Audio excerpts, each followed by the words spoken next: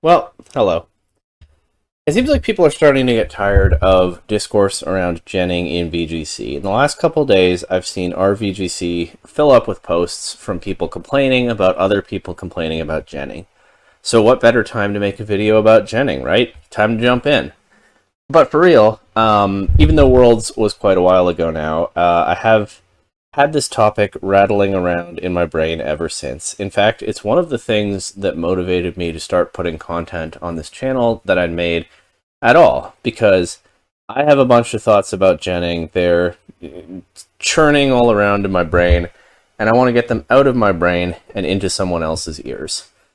And so I bought a mic, and I learned how to make a half-competent YouTube video, and I started with draft league content, which was something I also wanted to do, but I had this in my mind the whole time, and I was stalling because it's a big subject to take on. I think it's a very interesting subject and a very nuanced one with, honestly, a lot of room for reasonable disagreement, and I wanted to do it justice. And I hesitated to wade into it at all because, you know, I do play VGC. I'm a VGC player, but I'm not some kind of elite player. I'm not on the world's grind or anything like that. But hey, I have thoughts. I want to get them out.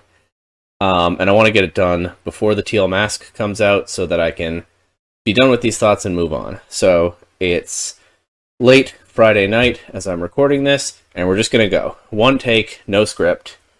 Thoughts on genning. So, no script, but I do have a roadmap. First, I want to talk about what genning is. I'm going to give a quick definition of it, because I find that when genning discourse comes up, there's often someone in there going, hey, I'm a new player. What is this thing that you're fighting about? So we'll get that out of the way early. Second, I'll talk about why it is that I'm making this video at all, and what has motivated me to make this video. Third, I want to back up from the question of genning itself and talk about what kind of game Pokemon is, and why it is that the way that they've designed the game helped us to get into this situation where genning is such a live issue. Fourth, we'll take on the question of whether genning is cheating, a recurring question in genning discourse, as long as I've been playing VGC, and no doubt much longer. Fifth, I'll look at the arguments for genning, the ones that I think are actually very good, and the ones that I think are honestly lies. I'll give each of them their due. Sixth, we'll take a little bit of a look at the case against genning. And then seventh, I'll get into what my own view is and what I think is the best thing to do about genning going forward. So let's dive right in. First, what is genning? For anyone who doesn't know, who has clicked on this video for some reason, genning is the act of using an external third-party program to generate a Pokemon into your game. So this Pokemon was not caught or bred or distributed by the Pokemon company into the game. It was hacked in using, like I said, an external program. In VGC, when there's discourse around genning, it's specifically about people using genned Pokemon in tournaments. So when I talk about genning throughout this video, I'm going to mean the act of using a genned Pokemon in a VGC tournament, because this is a VGC video.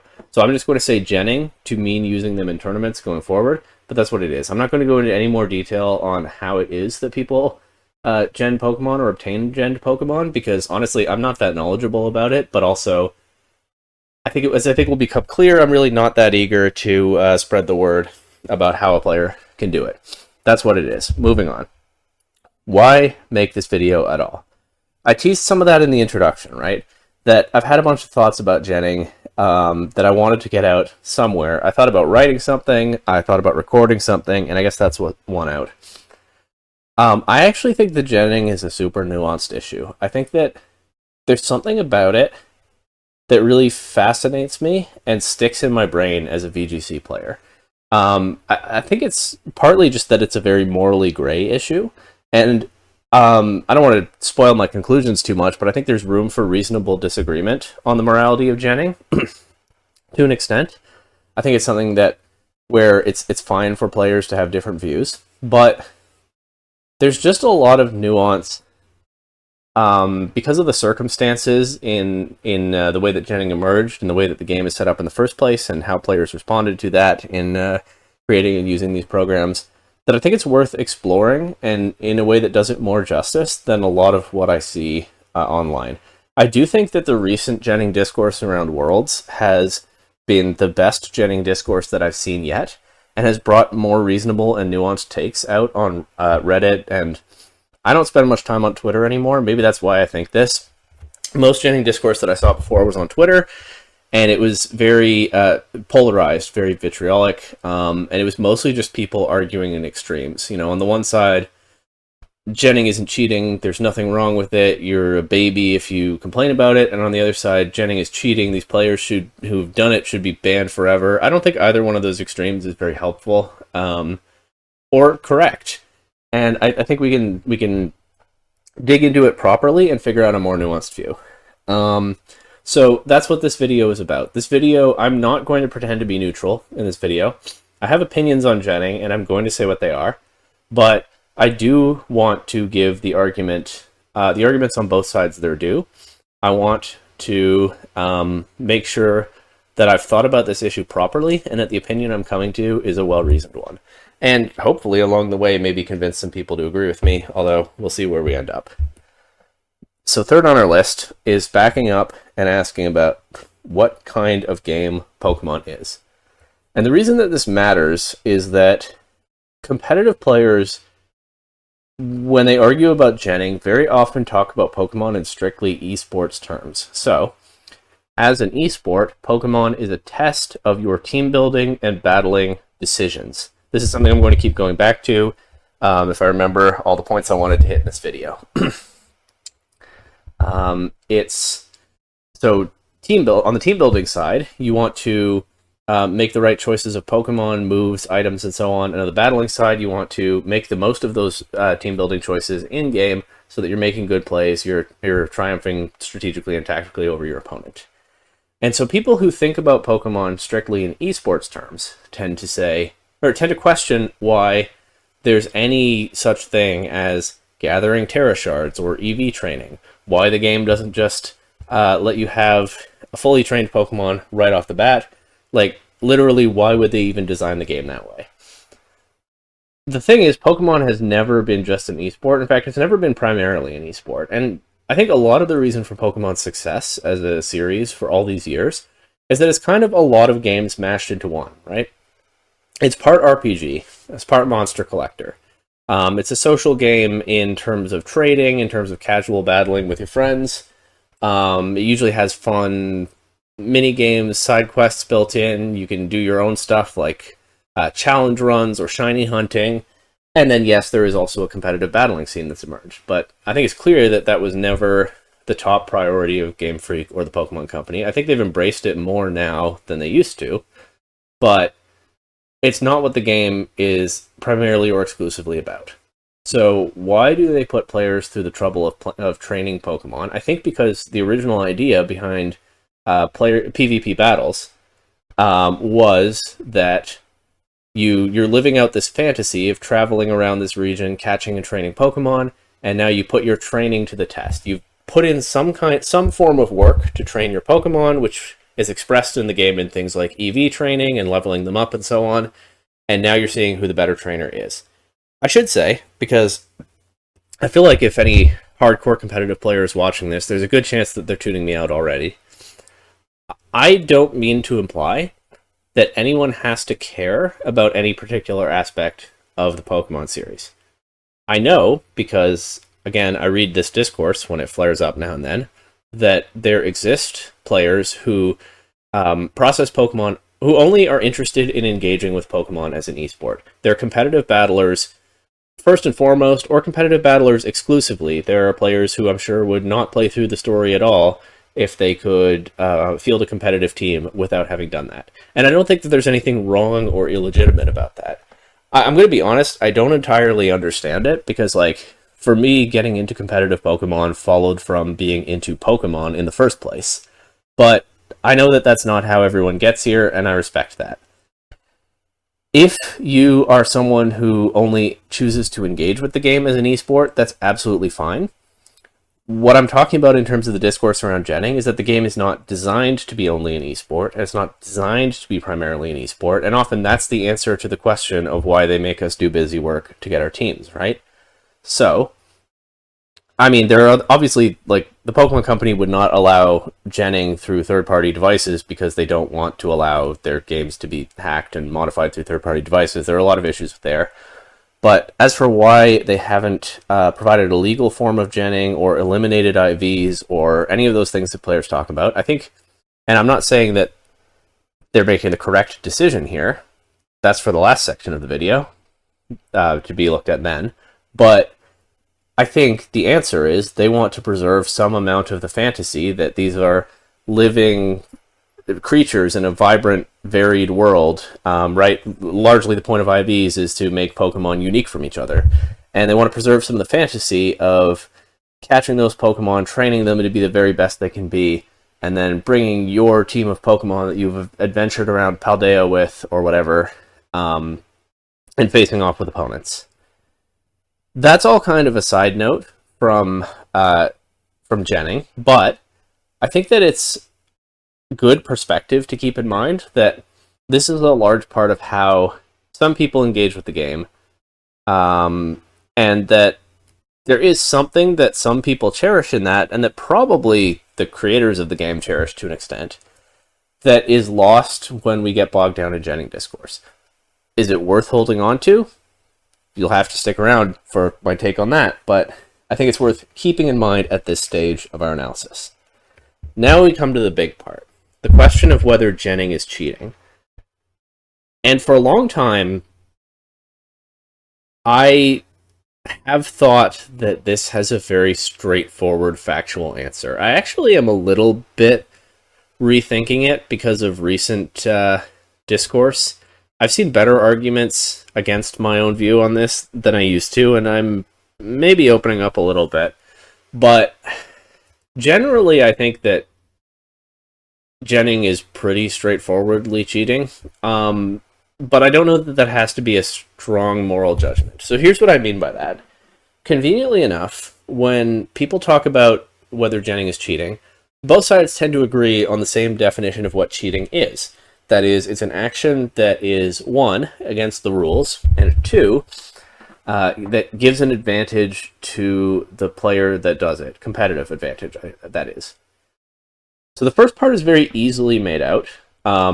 If I were preparing a script for this video, I would have looked up the specific rule and have it ready to cite. Maybe I'll put it in the description or something, but there's a rule that explicitly disallows genned Pokemon from being used in tournaments.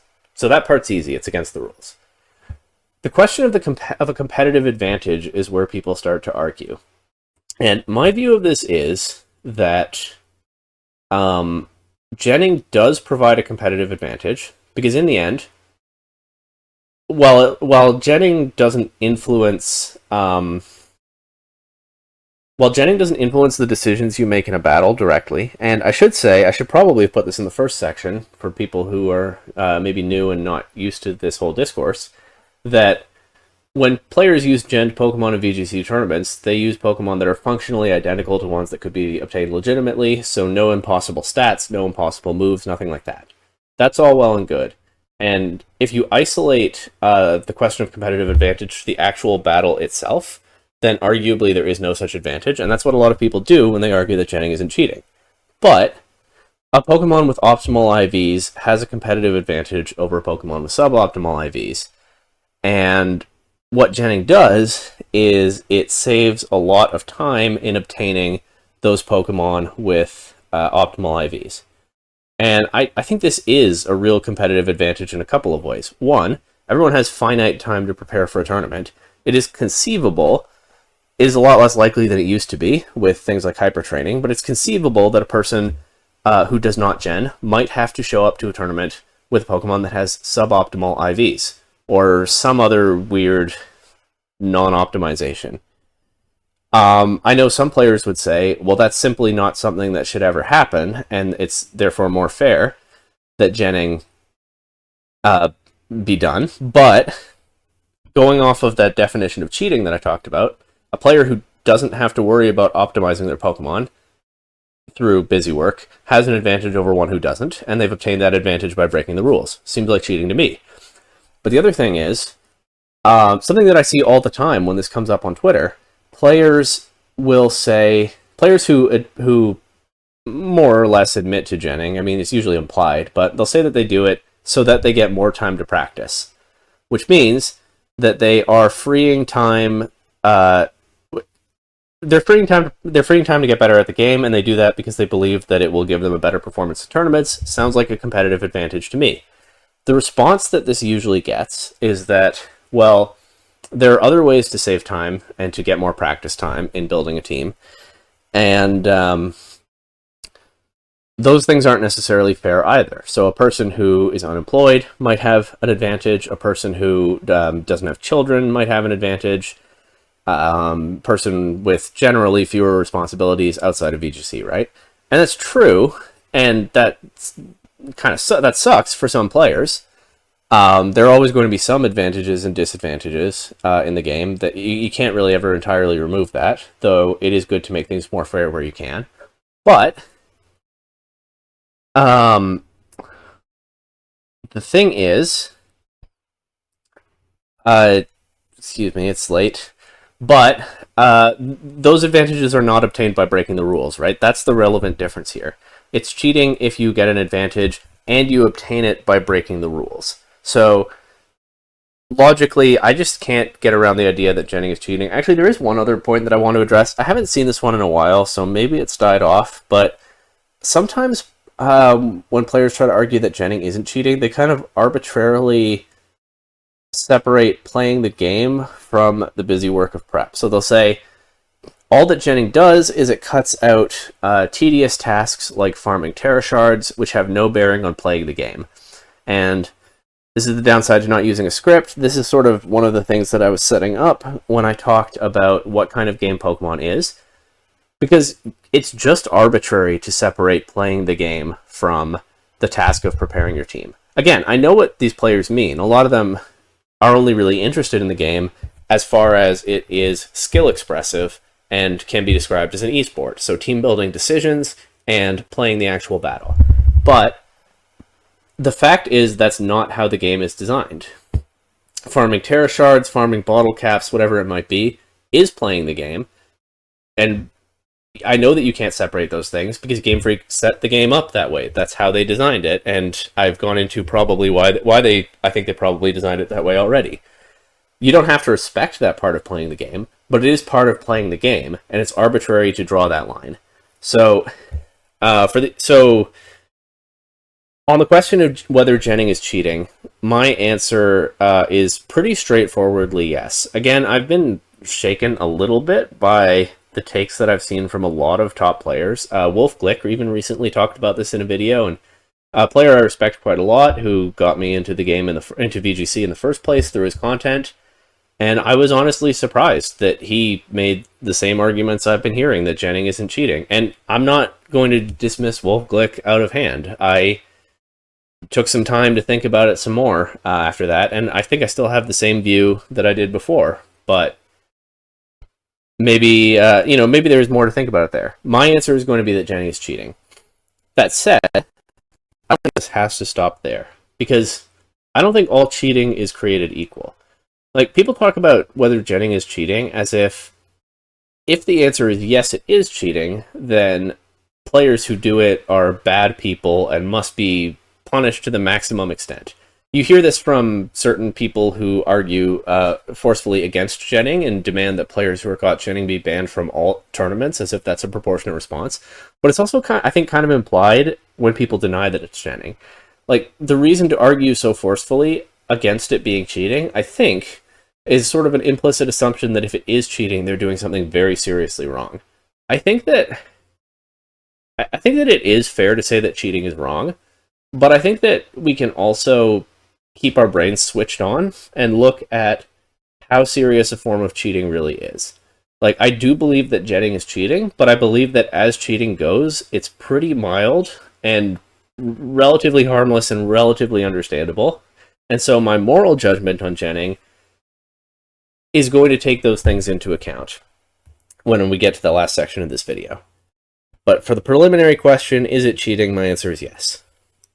So this is a good time to jump into the arguments in favor of genning, because by now, if you're watching this, you've probably sniffed out that I don't like genning very much. I tend to think that it's bad.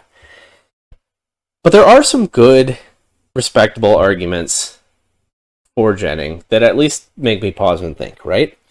So one is that it's just a hassle, I've touched on this already, to build a team in-game.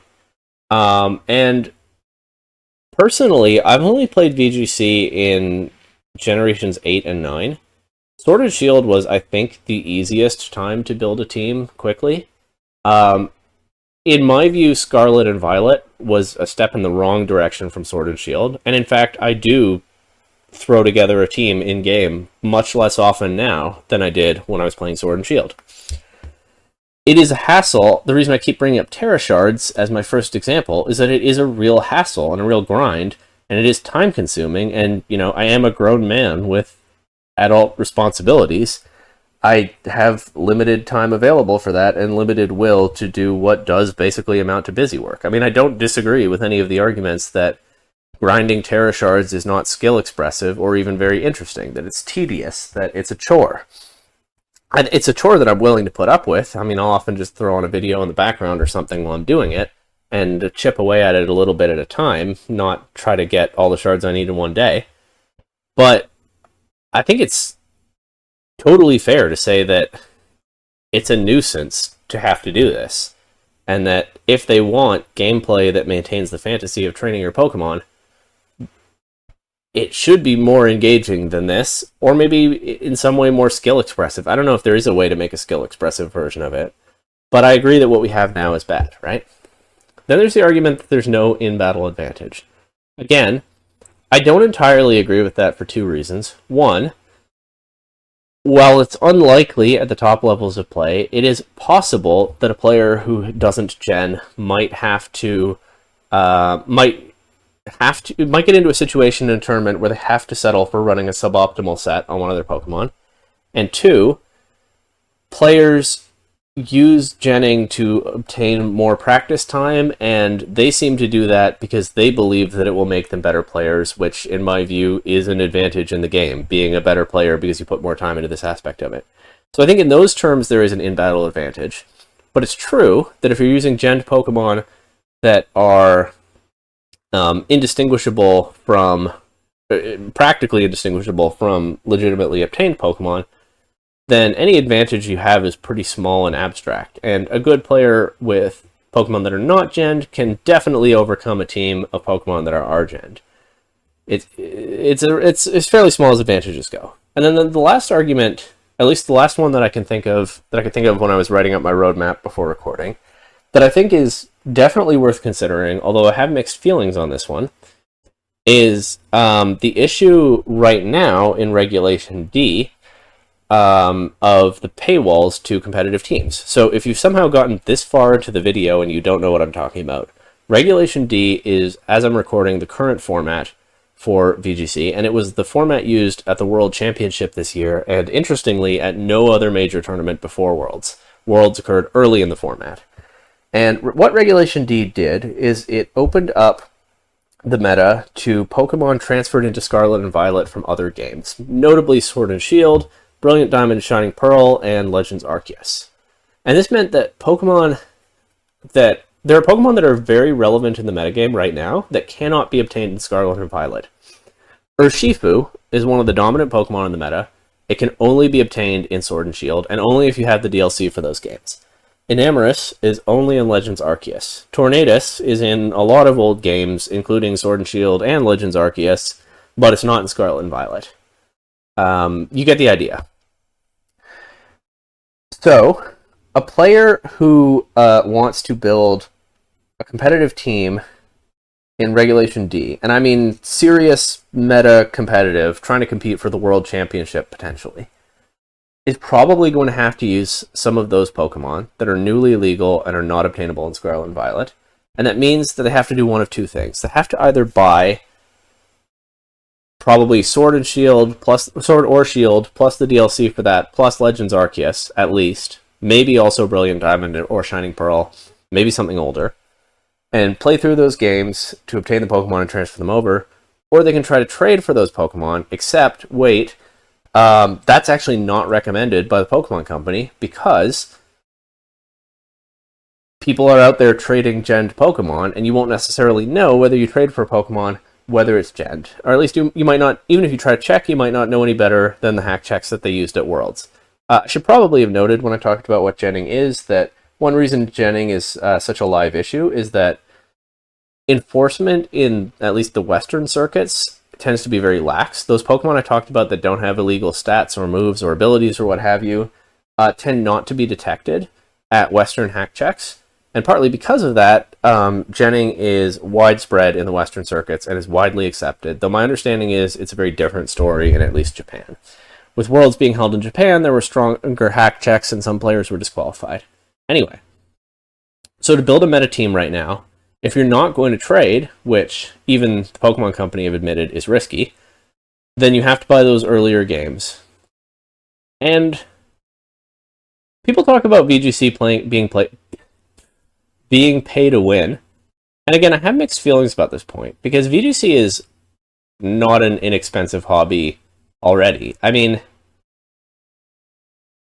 I have now traveled and played in major VGC tournaments, and I can tell you, a copy of Legends Arceus plus Sword or Shield with DLC plus Brilliant Diamond or Shining Pearl, all those things together, costs a lot less money than I've paid to go to any one tournament. There are not locals in my area, so if I want to play in person at all, I pretty much have to go to a regional or higher. And yeah, that costs a lot more than buying those games.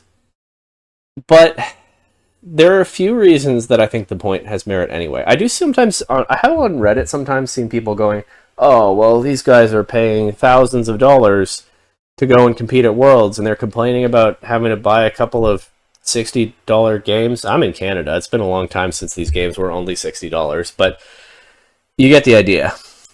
But I think the point has merit for a few reasons. One, just because a hobby is expensive doesn't mean that it doesn't suck if it becomes more expensive. Like, I don't think that's a super impactful point either way. A lot of hobbies have some sort of cost to participate. Some have brought up the example of the trading card game where you have to buy cards.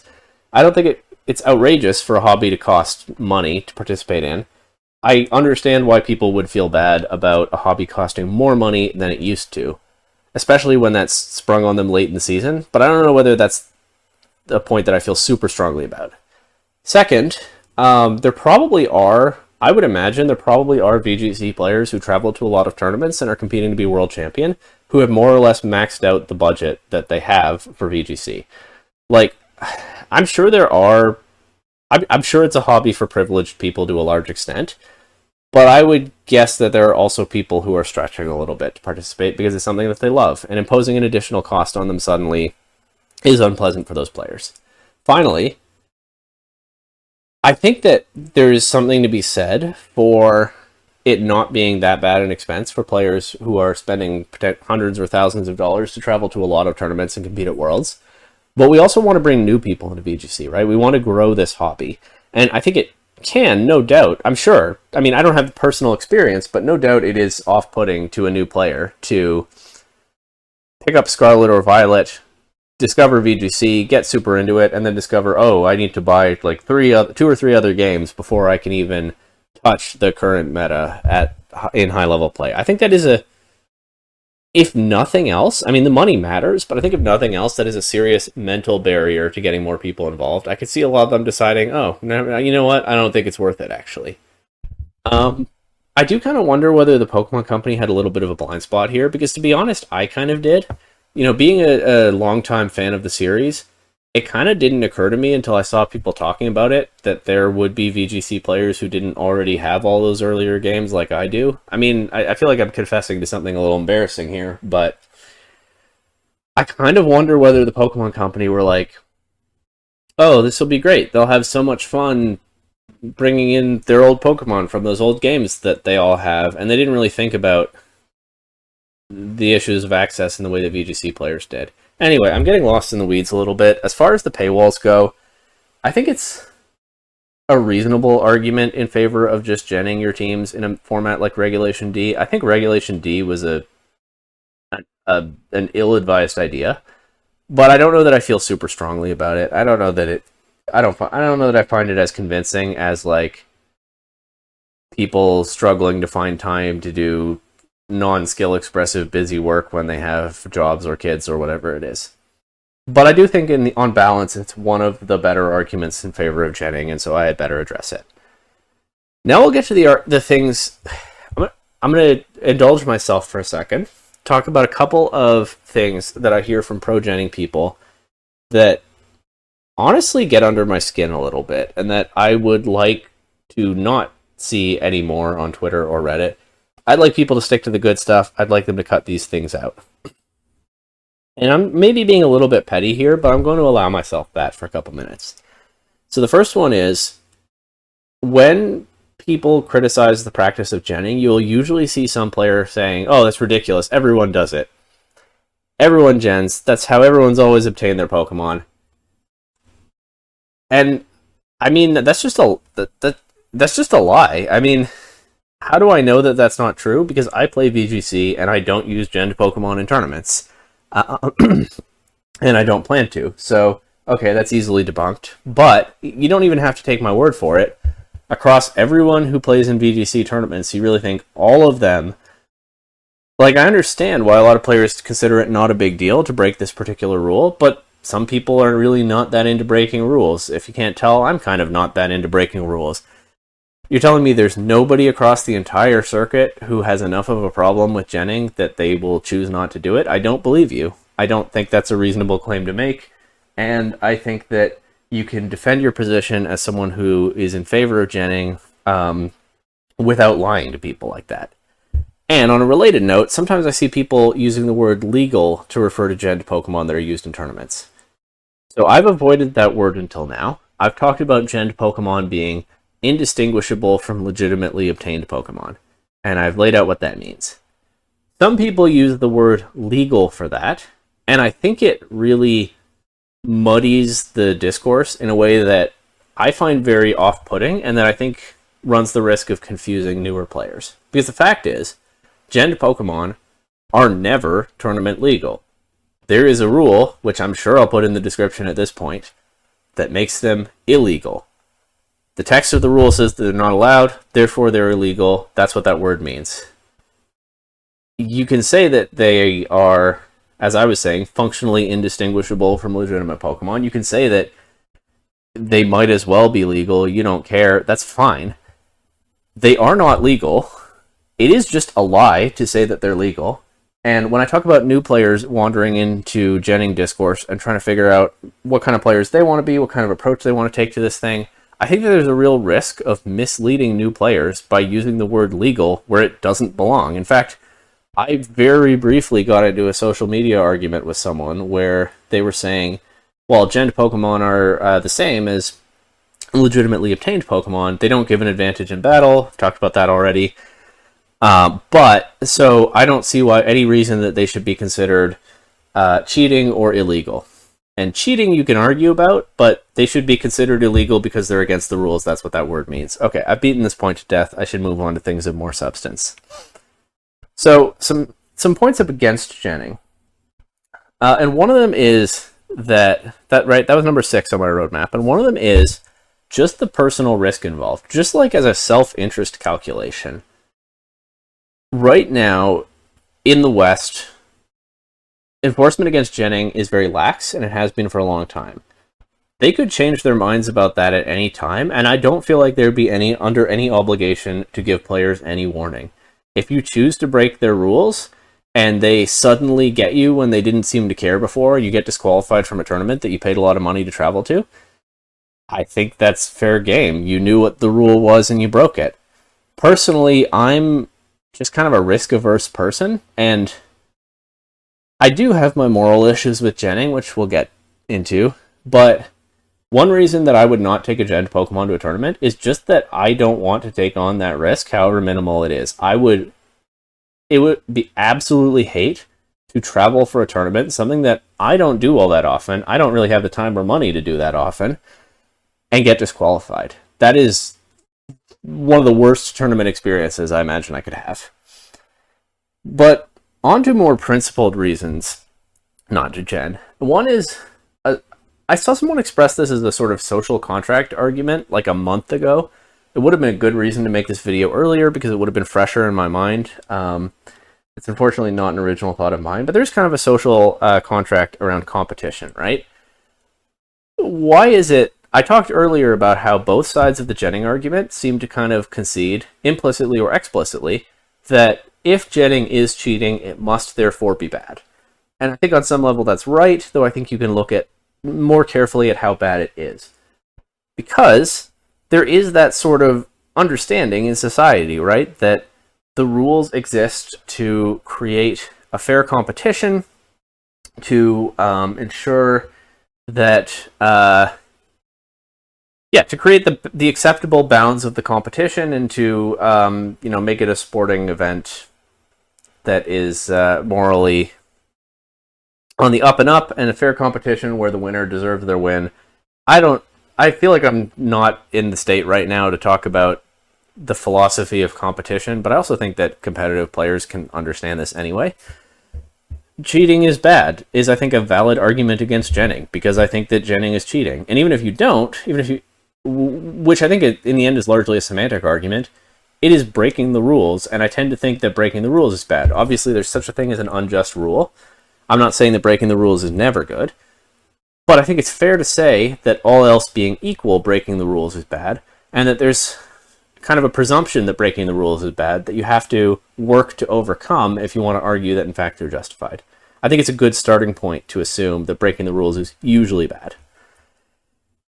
On that note, one other thing that this is a thought that I've had for a while, and I've never really seen anyone else express it in these terms, but often when I see people defending genning on social media, they talk about it in terms of what the game should test for. So I've said earlier in the video, there are two things in competitive Pokemon that are skill expressive and that advantage the better player in a fair and competitive way. One of them is team building decisions, choosing what sets to use, what Pokemon, etc.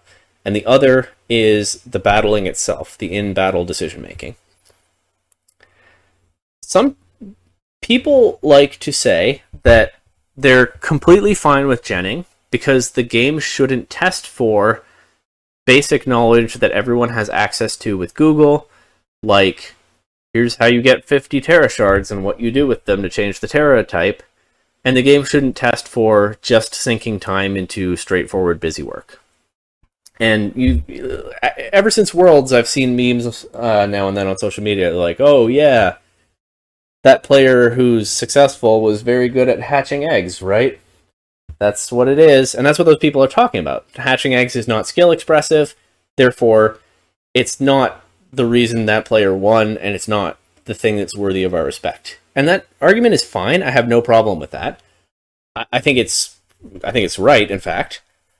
But what I will say is, as someone who is not very comfy with genning, I don't think the game should test for a player's willingness to break its rules. I agree that the game ideally would probably not test for things like collecting Terra shards. I don't think the game should test for this either. To the extent that players are advantaged by genning, and I believe that there is an advantage that they obtain. I don't think it's disputable that there is an advantage they can obtain, even if you want to draw a line between that and the battle itself, or you want to say, well, people can get the advantage in ways that don't break the rules as well. There definitely is an advantage in prep for the tournament, and that means that, at least in theory, players are rewarded by the game for breaking its rules if they gen and they're not disqualified for it. I have a problem with that. I think that, again, you ensure a fair and good and enjoyable competition by having rules in place that are generally respected. And I also maybe this is a little selfish of me. Like I said, I'm risk averse enough that I don't want to gen in part because of even a minimal chance of someday being disqualified for a tournament.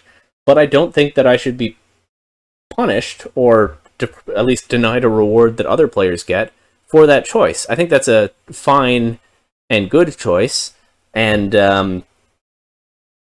should not disadvantage me. So I don't think the game should test for willingness to break its rules in the same way that some people, and I'm inclined to agree, don't think that the game should test for mindless busy work.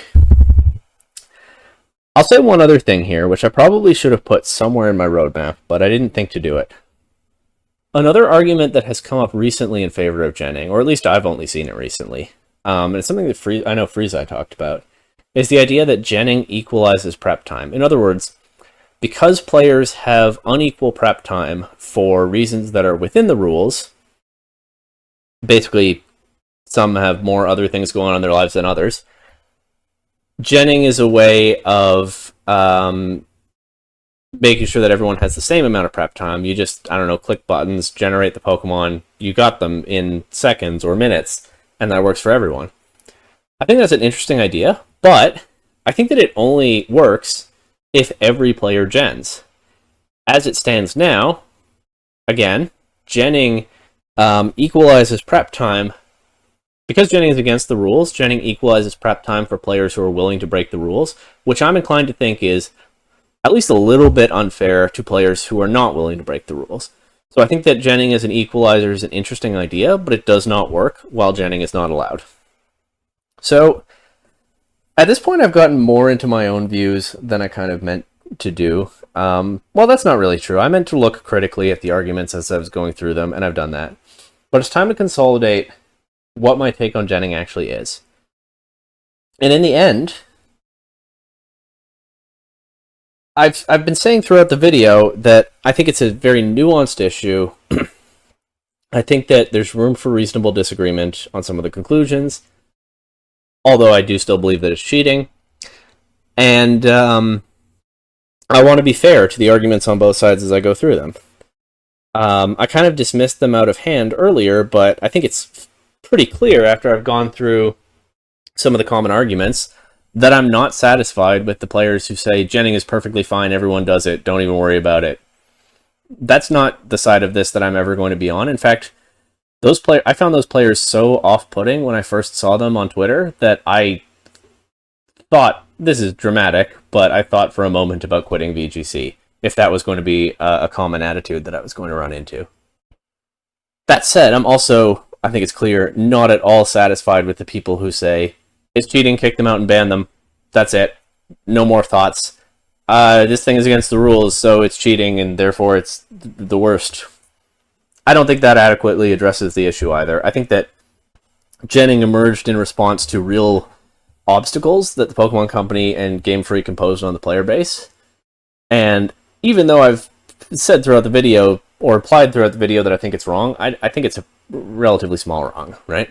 So I'm not satisfied with the extremes. I think it only makes sense to land somewhere in the middle.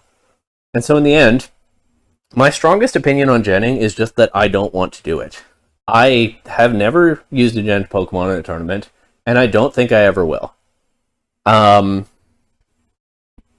you might ask, well, what about Zero Speed, Therian, and Amorous? I didn't really get into that earlier, right? But that's a specific set for a specific Pokemon that is extremely difficult to obtain because it relies on pure, dumb, random chance. Each playthrough of Legends Arceus, you have to play almost all the way through the game, and then if you're lucky, you get the thing that you're looking for. And my answer to that is, honestly, I mean, it's easy for me to say because I'm probably only ever going to go to like 2 or 3 tournaments a year. I'm not on the grind to try to win Worlds, realistically.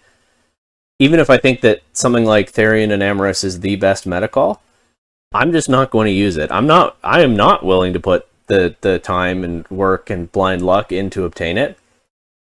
But I'm also not willing to gen it, so I just won't use it. I don't know that I can ask that of a player who is competing seriously to become the world champion, but I'm starting with what my view is, what I want to do, the kind of player I want to be, and that's where I am. I don't want to gen. I don't think there's a situation where I'm going to want to gen.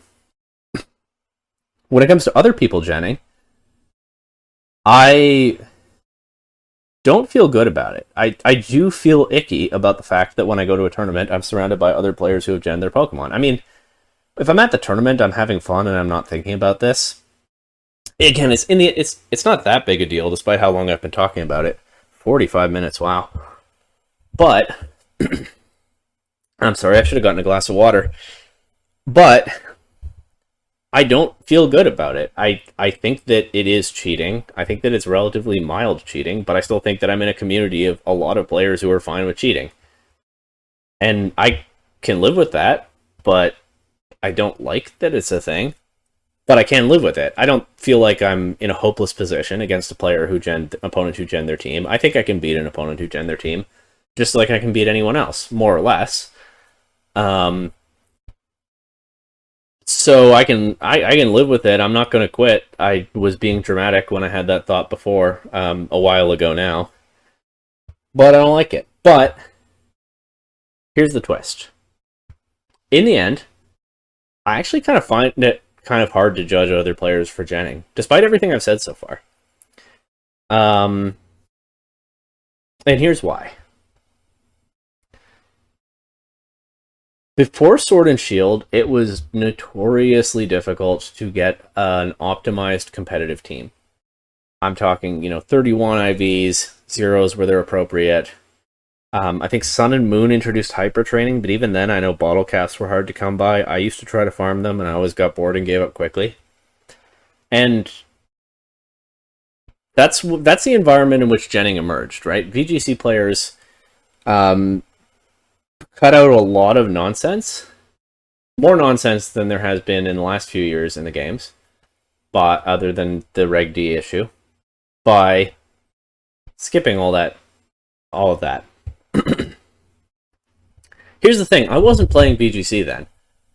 And the difficulty of obtaining a legitimate team was not the only reason that I wasn't playing VGC. I hadn't gotten into it yet for a variety of reasons, but that was one of them. Truthfully, I was not willing to put in the work to obtain a legitimate, competitive quality team in any Pokemon game before Sword and Shield.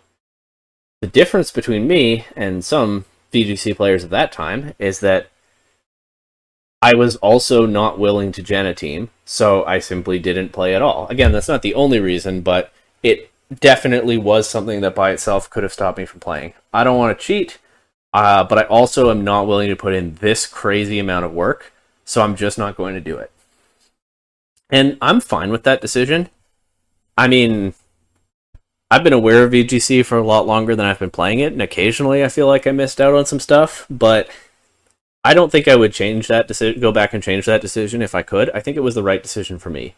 But this is key.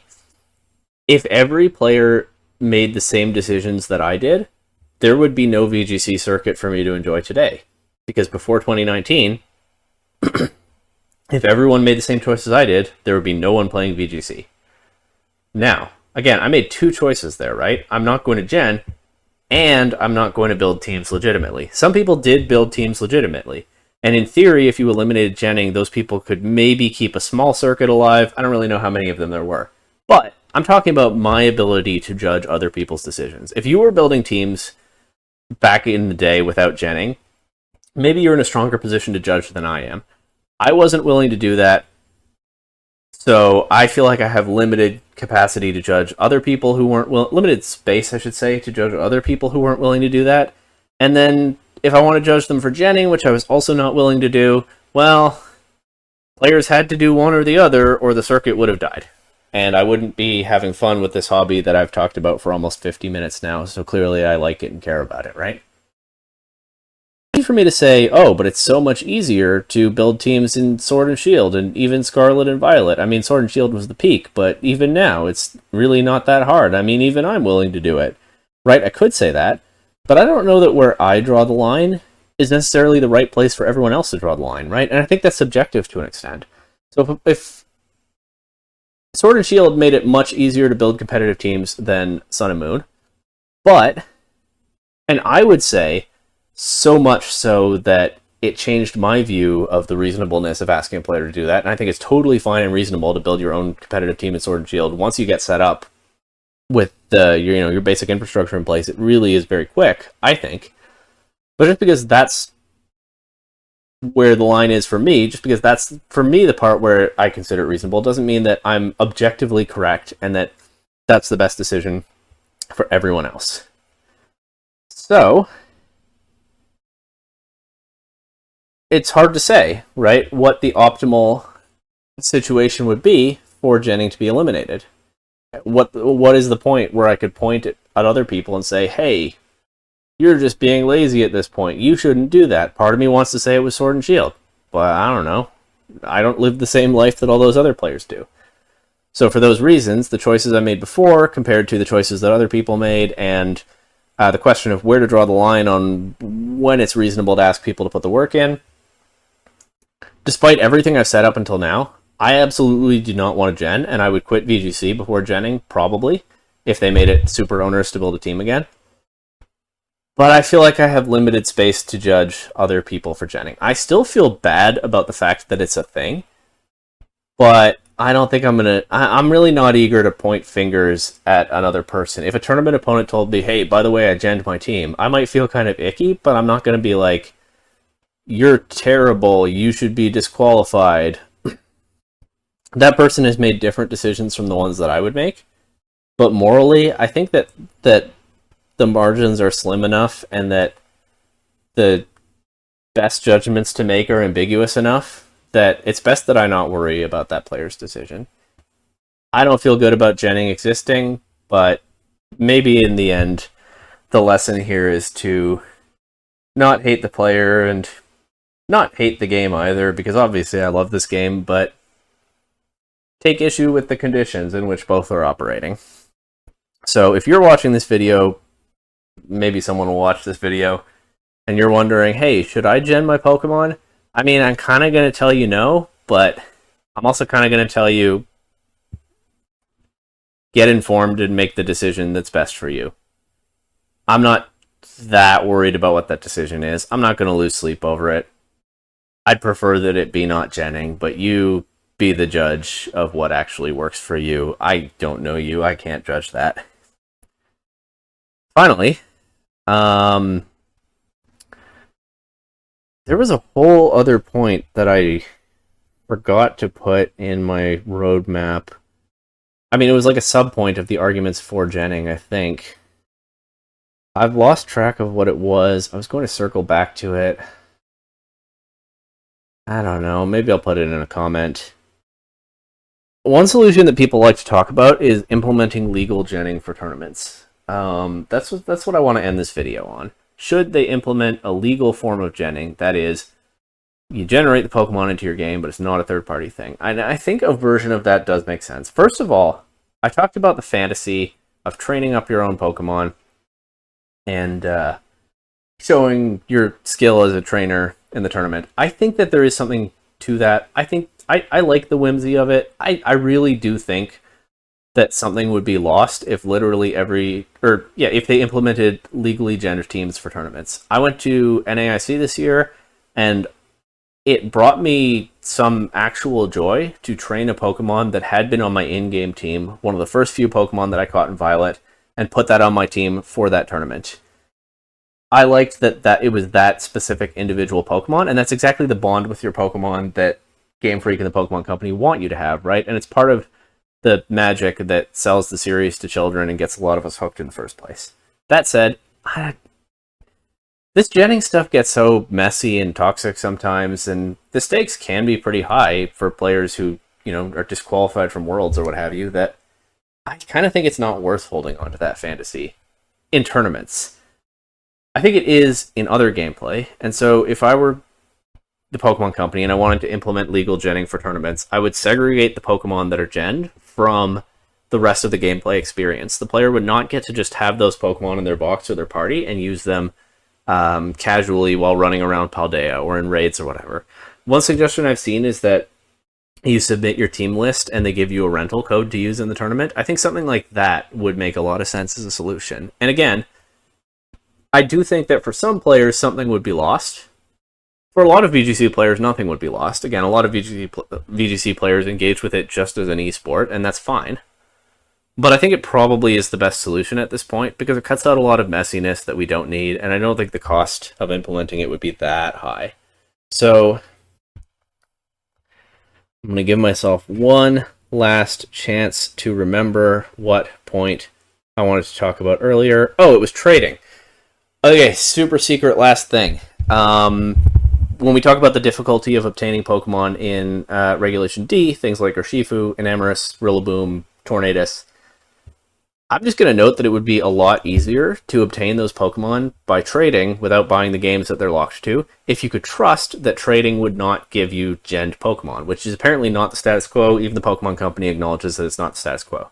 So when I think about how I feel about genning existing at all, I hate that it ruined trading to an extent. I hate that I can't make a Wonder Trade, if that's still a thing, that I can't trade with someone from a Discord server, and rely on not getting a genned Pokemon back. If genned Pokemon didn't exist, I wouldn't have that worry, and tournament players could just like trade for an Urshifu and know that the Urshifu they're using in the tournament isn't genned.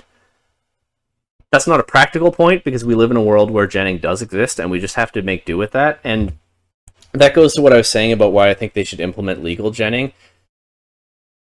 I'm sure that someone involved in the design of all process of all this would feel like it sucks to have to do that, but we live in a world where genning exists, and I think that Game Freak and the Pokemon Company should adapt to that world. Similarly, there's not much practical value in me saying, oh, trading would be so much better.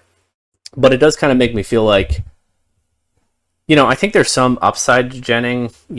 YouTubers make good use of it in closed YouTuber tournaments where teams change from week to week and genning is legal because it's just a closed YouTuber tournament.